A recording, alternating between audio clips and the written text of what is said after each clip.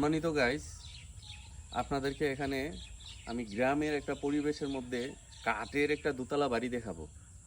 আপনারা আমার সাথে থাকেন, দোতলা বাড়িটা দেখেন, অনুভব করেন। আসেন, আমি দোতলা বাড়িটিতে যাচ্ছি।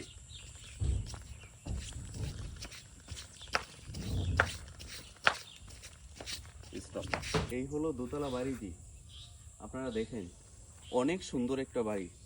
এই হলো দোতলা বাড়ি। আসেন, আমি আপনাদেরকে এখন ভিতরের অংশটা ঘুরে দেখাইতেছি।